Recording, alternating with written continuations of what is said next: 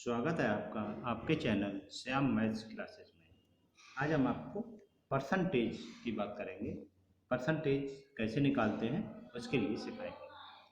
तो परसेंटेज को बिल्कुल शुरू से स्टार्ट करते हैं। जैसे कि कह देते हैं हम एक्स प्रतिशत। तो एक्स प्रतिशत का क्या मतलब होता है? एक्स बटा 100, यानी कि 100 में एक्स भाग, या अगर संख्या में लिखें तो मान लीजिए मैंने कहा 10%, 10% का मतलब 10/100 होता है। 10/100 का मतलब 10%। इसका मतलब क्या है? इसका मतलब है कि कोई चीज़ों को 100 बराबर हिस्सों में बांटे, उसमें से जो 10 बराबर हिस्से हैं वो जो चीज़ हमारी 10% कही जाती है। मान लीजिए 5% अगर हम लिखें तो इसका मतलब है 5/100, यानी कि 100 में से 5 रुपये। जैसे मान लीजिए 10% मेरा हिस्सा है, कोई व्यापार किया मैंने और आपने, तो जिसमें कि 10% मेरा हिस्सा है, तो इसको हम कहेंगे 10/100। 100 कुल है और उसमें से 10 मेरा है। तो इस तरीके से ये जो है प्रतिशत की परिभाषा होती है, हमारी डेफिनेशन हो गई। इसको हम जो है इस सिंबल के द्वारा डिनोट करते हैं। अब देखिए एक प्रश्न को लेकर के देखते हैं। 4/5 का कितना प्रतिशत है? तो 4/5 का कितना प्रतिशत है, इसका क्या मतलब है? हमारे लिए 4 के बारे में कोई जानकारी हासिल करनी है और 5 के रेस्पेक्ट में, 5 के संबंध में, रेस्पेक्ट में हमारे लिए। तो इसको हम कैसे लिखेंगे? 4/5 का कितना प्रतिशत है? तो लिखेंगे 4/5 और इसके लिए लिख देंगे 100 से 100% से मल्टीप्लाई कर देंगे। तो ये हो जाएगा 5 दूनी 10, तो ये हो जाएगा 20 चौक 80%। ये हमारा आंसर है। अब देखिए 4/4 का कितना प्रतिशत है? तो 4/4 के रेस्पेक्ट में अगर निकालें तो ये 4 नीचे हो जाएगा, गुणा 100%, ये हो जाएगा 100%। अब हम ये कहें कि 5/4 का कितना प्रतिशत है? तो 5/4 का मतलब 4 के रेस्पेक्ट में है, तो 5/4 गुणा 100%, ये प्रतिशत जरूर लगाना है। तो ये 4 दूनी 8, 4 पंजे 20, तो 25 पंजे 125%। अब इसी तरह से हम देखें 3/4 का कितना प्रतिशत है? तो लिखेंगे 3/4 गुणा 100%। 4 से ये 25 हो गए, तो 25 तिया 75%। तो ये चीज़ जो हमारी होती है प्रतिशत। अब आइए और थोड़े से सवाल बड़े देखते हैं। अब देखिए इसमें आ गया 4/5 से कितना कम है? 4/5 से कितना प्रतिशत कम है? तो किससे, जो से मतलब है वो चीज़ नीचे आएगी, ये याद रखना है। तो इनमें हम क्या करेंगे, 5 से 4 कम है ना, तो एक कितना कम है, कितना, तो 1 किसके रेस्पेक्ट में है? 5 के रेस्पेक्ट में, गुणा 100% बराबर, तो कितना हो जाएगा? 5 दूनी 10, 20 एकम 20, 20%। अब देखिए ये 4 संख्या कम थी तो ये कम हो गया। अब 5 अधिक है, दूसरा सवाल देखें। 5 4 से कितना अधिक है? तो किसके रेस्पेक्ट में? 4, तो जिसके रेस्पेक्ट में वो नीचे रहेगा। किसके बारे में है? 5 के बारे में, गुणा 100%। कितना, सॉरी, 5 और 4 में कितना अधिक है? तो 5 और 4 का हम सबसे पहले क्या निकालेंगे? डिफरेंस निकालेंगे। तो डिफरेंस 1 होगा, एक 5 और 4 का डिफरेंस।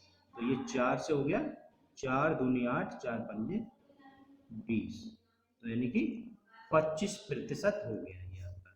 5/4 से कितना अधिक है? 25% अधिक है।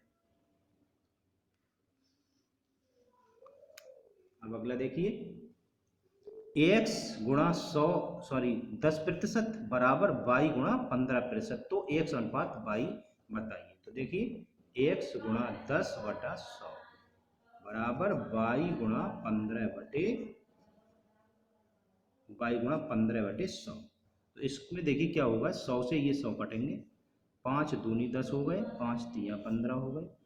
x गुणा 2 बराबर वाई गुणा 3, x/y बराबर 3/2, यानी x अनुपात y बराबर हो गया 3/2। ये आपका सवाल। अगला सवाल देखिए, दो संख्याएं किसी संख्या का क्रमशः 20% तथा 25% है, तो पहली संख्या दूसरी संख्या का कितना प्रतिशत है। दो संख्याएं हैं, किसी संख्या का क्रमशः 20% और 25%। तो ऐसा है, देखिए हमने तीन संख्याएं मान ली, तीन संख्याएं में हमारे पास दी कौन सी है, किसी संख्या का, यानी कि वो तीसरी संख्या दी है हमने, वो मान ली 100 है। तो अगर 100 है तो क्रमशः 20 है पहली और दूसरी 25 है। अब क्या कहा है, हमने संख्याएं तीनों मान ली, तो पहली संख्या दूसरी संख्या का कितना प्रतिशत है। तो पहली यानी 20 बटे दूसरी का 25 गुणा 100%। 25 चौक 100, 20 चौक 80%। इसी तरह से देखिए अगला है, दो संख्याएं किसी तीसरी संख्या का क्रमशः 20% तथा 25% है, तो पहली संख्या दूसरी संख्या से कितना प्रतिशत कम है। तो दो संख्याएं हमने वही मान ली, ए बी सी। तीसरी संख्या का मान लीजिए, तीसरी संख्या 100 है, तो पहली कितनी है 20 है और दूसरी ये 25 है। अब ये कहा पहली संख्या दूसरी संख्या से कितना कम है, पहली संख्या दूसरी से, तो किसके रेस्पेक्ट में, दूसरी के में बोला जा रहा है, तो इसका अंतर कितना हो गया, अंतर हो गया 5। 20 में से मतलब ए और बी की बात हो रही है, दो संख्या, दूसरी पहली और दूसरी की बात हो रही है, तो 20, 25 और 20 का अंतर हो गया 5। और किसके, दूसरी संख्या से, दूसरी संख्या है 25 गुणा 100%। ये हमारी काम है, 25 चौक 100, 4 पंजे 20%। अगला सवाल देखें, बहुत अच्छे सवाल हैं ये, एग्जाम की दृष्टि से आते हैं एग्जाम में। चावल के मूल्य में 20% की वृद्धि हो जाने पर कोई उपभोक्ता अपनी खपत में कितना कमी करे, कितना प्रतिशत कमी करे कि खर्च में कोई प्रभाव ना पड़े। तो देखिए किसी चीज़ का मूल्य जब बढ़ता है, यानी कि वृद्धि की बात होती है, जब वृद्धि बात होती है तो जाहिर सी बात है उसके खपत में कमी आ जाएगी। जब कमी आ जाएगी तो इस सवाल के लिए हम मतलब खर्च जो है उतना ही होना है, क्योंकि पैसा उसे उतना ही खर्च करना है, तो हम केवल वृद्धि देखते हैं। तो वृद्धि कितनी है 20, पटा लिखते हैं, कितनी वृद्धि, पहले 100 होती थी, 100 के बाद में 20 और बढ़ा दिया, उसके बाद में क्या हुआ 100% और जोड़ दिया, तो हो गया 20/120 गुणा 100। तो 2 20 छंग 120, तो ये 3 हो गया, ये 50 हो गया, तो ये हो गया 50/3 बराबर 16 सही 2/3% की क्या हो जाएगी, कमी हो जाएगी। तो खपत में 16 सही 2/3% की कमी हो जाएगी। अब देखिए इसी तरह का अगला सवाल है, दाल के मूल्य में 20% की वृद्धि, केवल हमें वृद्धि देखना है, ये वृद्धि हो रही है तो कर दी जाती है, तो कोई उपभोक्ता अपनी खपत में कितने प्रतिशत कमी करेगा कि उसके बजट में कोई प्रभाव ना पड़े, यानी खर्च उसे उतना ही रखना है, केवल बजट में अंतर कोई नहीं पड़ना है। तो हो गया 20 बटे वृद्धि है, तो हमें क्या करना है 100 में 20 को जोड़ना है गुणा 100% कर देना है, तो ये हो गया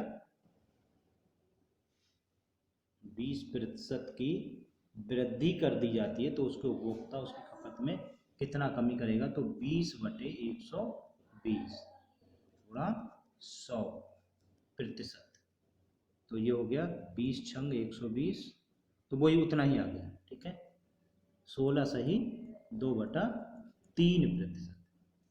अब देखिए एक अगला सवाल है, चीनी के मूल्य में 25% की कमी कर दी जाए। ये देखिए ये कमी आ गई, जब कमी आती है तो क्या करते हैं, 25 पहले थी और उसके बाद में 100 में से 25 कर दी गुणा 100%। देखिए 25% की कमी कर दिया तो उपभोक्ता अपनी खपत में कितना प्रतिशत वृद्धि करेगा, तो इसमें वृद्धि आएगी। ये हमारे कमी के सवाल थे और ये वृद्धि के हैं। तो ये हो जाएगा 25/75 गुणा 100, 25 तिया तो 100/3 हो गया।